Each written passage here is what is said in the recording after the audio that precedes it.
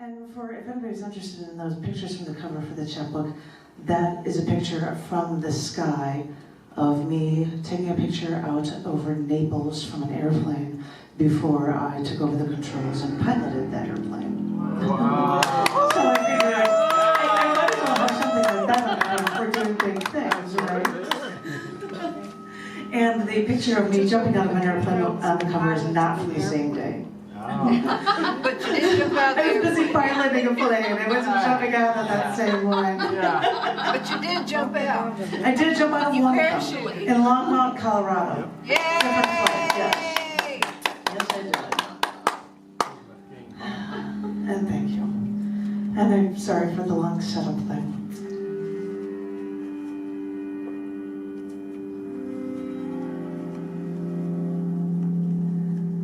As a woman, you were meant to do big things.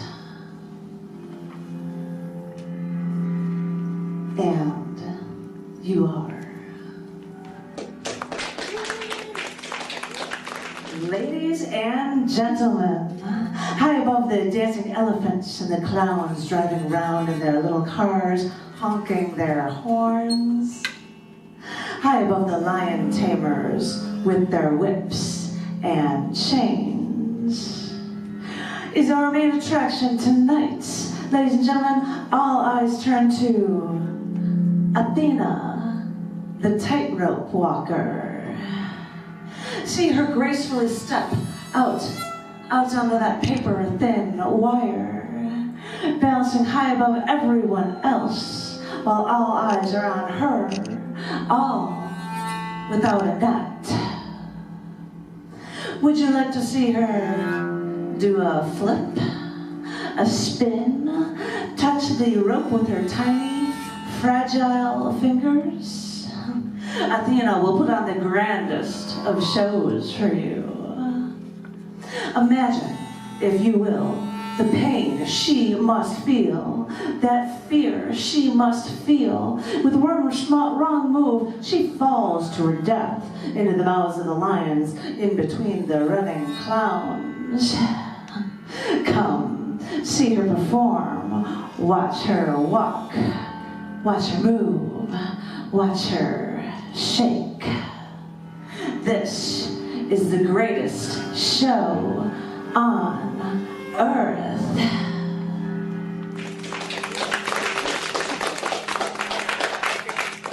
When I was in India, I noticed that women that were there would be wearing leggings even though they had long skirts on, or they would have their shoulders covered or their arms covered, or they would have a shawl.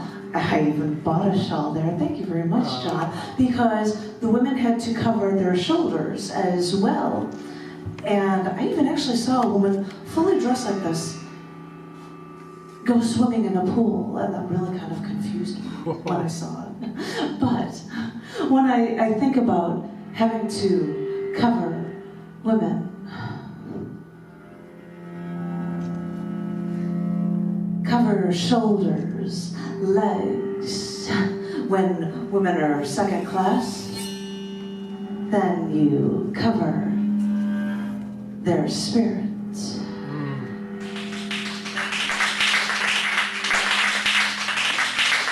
For this next piece, I'm going to start with a quote from an essay from Bob Lamb back in 1976.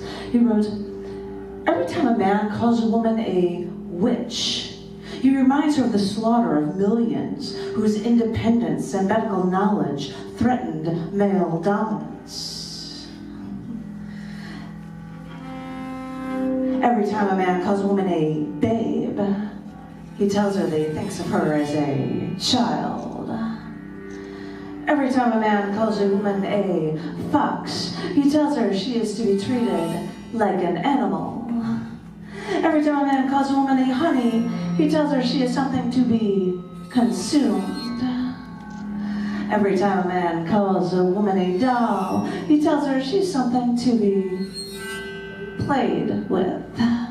Every time a man calls a woman a bag, he tells her she's something to be used. Every time a man calls a woman a girl, he tells her she can't think like an adult. Every time a man calls a woman a lay, he tells her that she's no good on her feet. Every time a man calls a woman anything other than a woman, he tells her who the boss is. So, yes, we all know who the boss is, boys. You've done such a good job of telling us.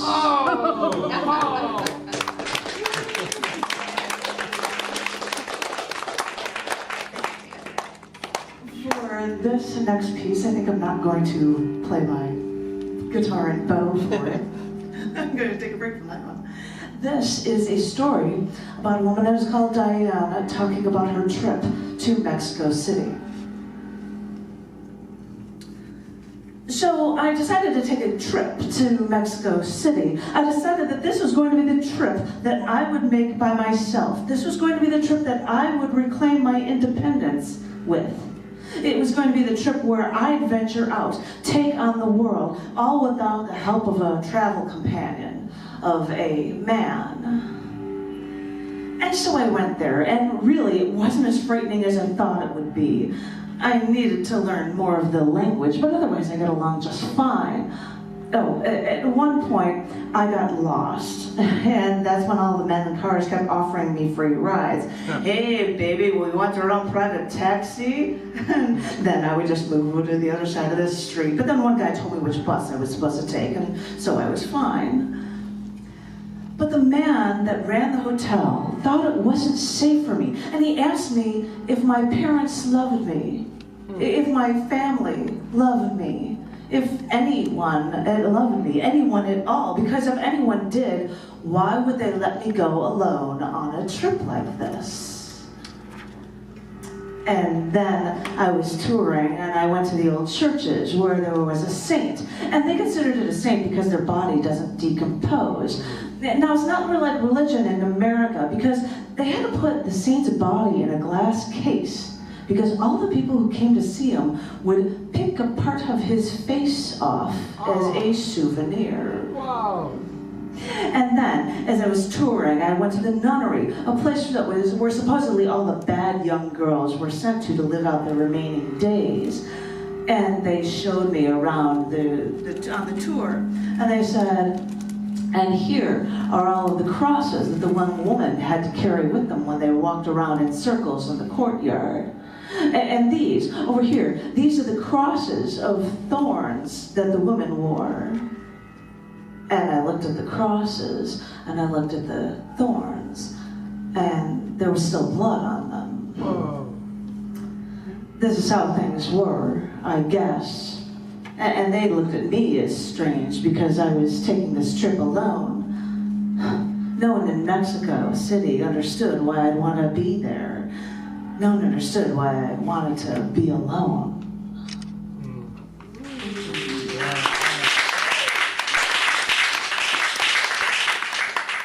And this is my last one I wrote for this, and thank you very much, you guys. This is called Echo in My Mind.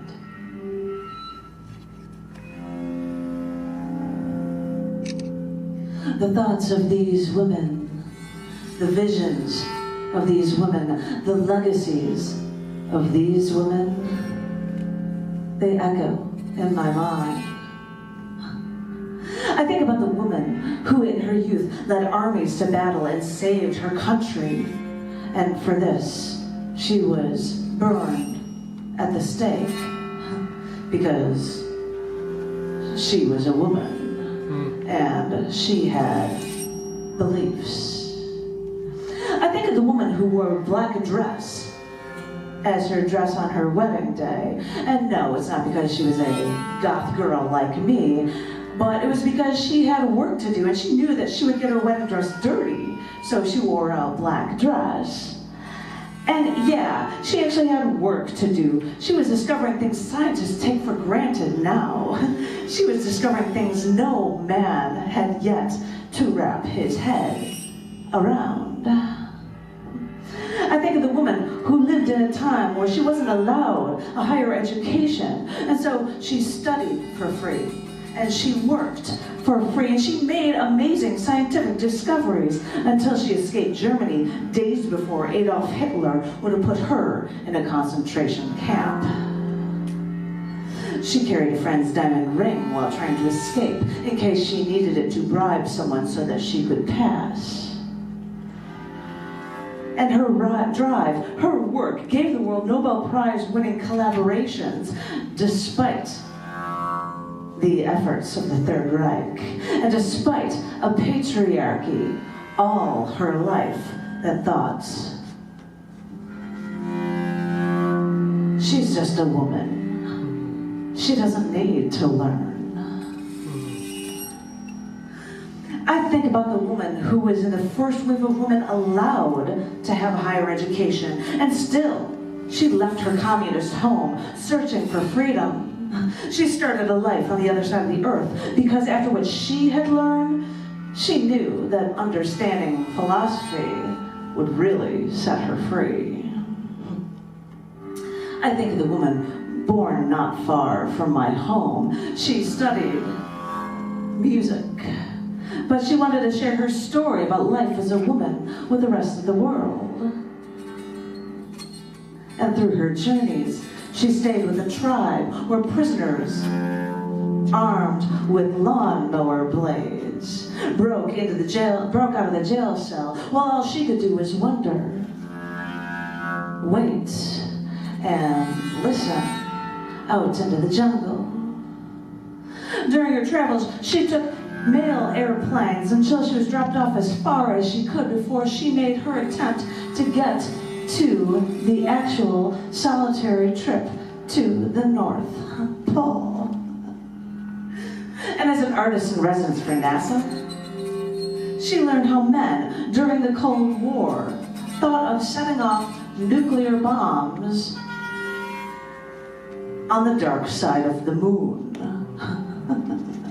Of course, only a man would think of that.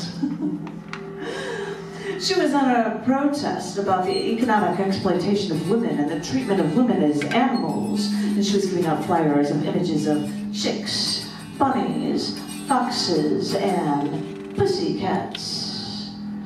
She even had said that for every dollar a man makes, a woman makes 63 cents.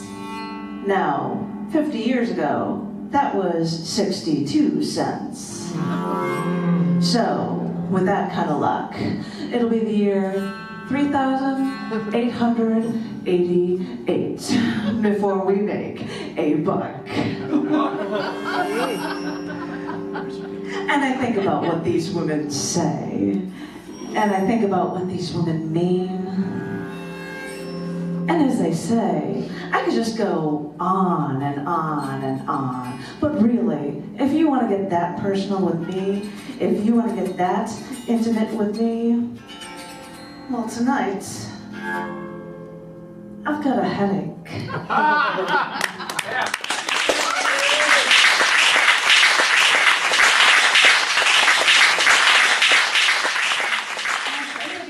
You're going to come up here for the readings, because I always am thrilled to do book readings here. I'm doing 2 magazine book readings as well as collection books. New issue of Down the Dirt, Embracing Shadows, it was released on the 1st, and as well for CCD magazine was a 24-year anniversary issue. And yes, this is from Graffiti Park.